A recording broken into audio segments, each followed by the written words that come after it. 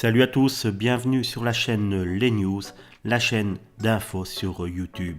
Alors n'hésite pas à nous rejoindre, on est déjà plusieurs milliers à suivre l'actu People tous les jours ensemble.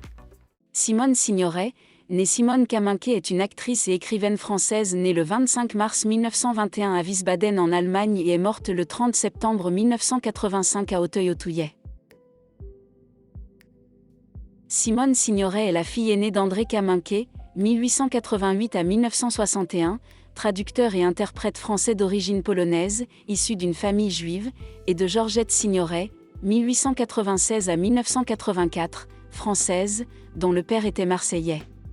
Simone naît à Wiesbaden, dans la zone d'occupation française instituée en Allemagne à la suite de la Première Guerre mondiale, André Kaminké appartenant alors aux troupes d'occupation. Simone a deux frères cadets, Alain et Jean-Pierre. Au début de la guerre, Madame Kaminké et ses enfants se réfugient en Bretagne. En 1939 à 1940, Simone est élève au lycée de Vannes, où elle a même pendant quelques mois une certaine Lucie Aubrac pour professeure d'histoire de janvier à juillet 1940. De retour à Paris, Simone doit travailler pour aider sa mère. En septembre 1940, elle est engagée pour 1400 francs par mois, comme assistante de la secrétaire personnelle de Jean Luchaire qui est le père de son amie Corinne Luchaire.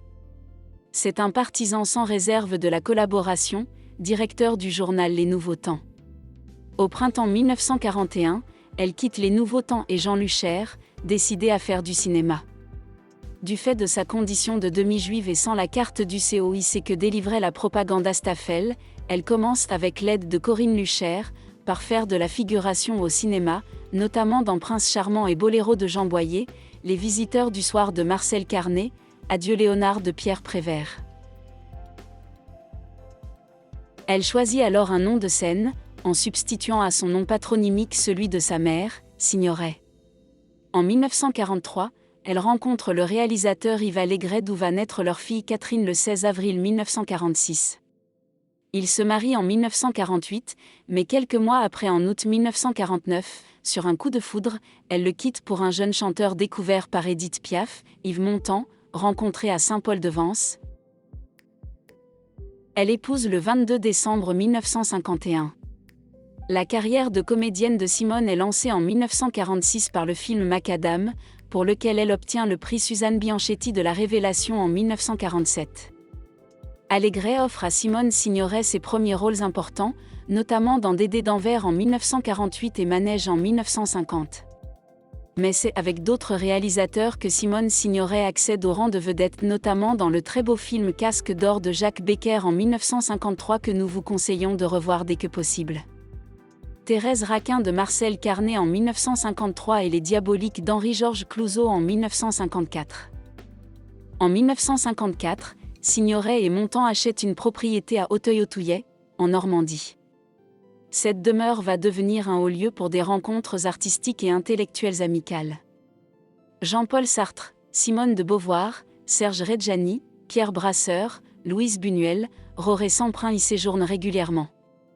Le couple affirme des idées de gauche et est bientôt catalogué comme « compagnon de route » du Parti communiste. En 1954, le couple crée la version française des Sorcières de Salem d'Arthur Miller dans une mise en scène de Raymond Rouleau, qui sera portée à l'écran 3 ans plus tard, Les Sorcières de Salem, une œuvre qui dénonce le phénomène du maccarthisme.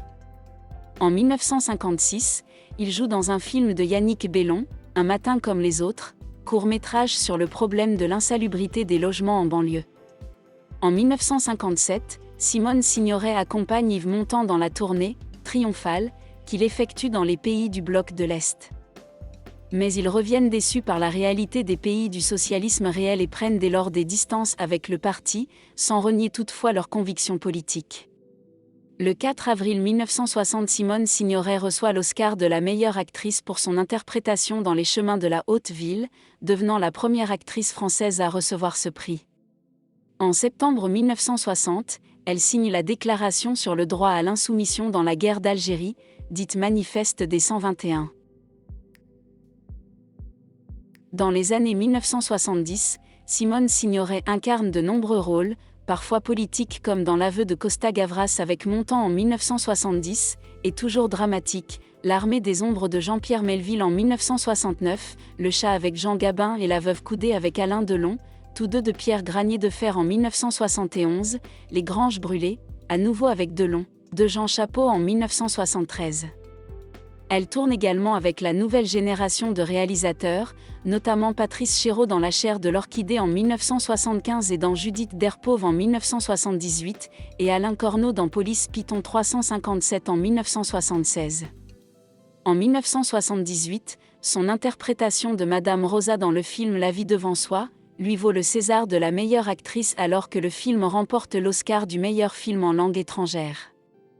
La même année, elle tourne également pour la télévision dans la série Madame le juge.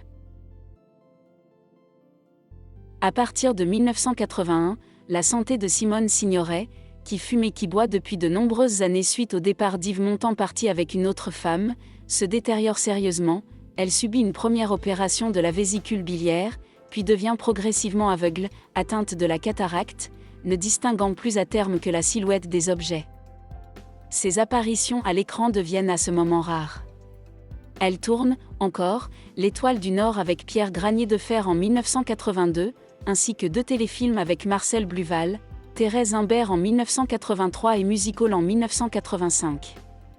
Une de ses dernières apparitions marquantes a lieu, quelques mois avant sa mort, dans l'émission 7 sur 7 où elle demande à la journaliste Anne Sinclair de présenter le logo de SOS Racisme, Touche pas à mon pote.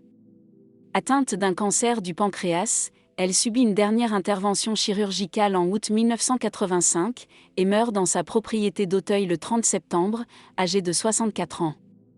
Elle est inhumée au cimetière du Père-Lachaise. Yves Montand, qui meurt 6 ans plus tard, en novembre 1991, est inhumé à ses côtés. Simone Signoret a publié une autobiographie, La nostalgie n'est plus ce qu'elle était en 1975, un autre récit autobiographique, Le lendemain, elle était souriante en 1979, et un roman, Adieu Volodia, en 1985.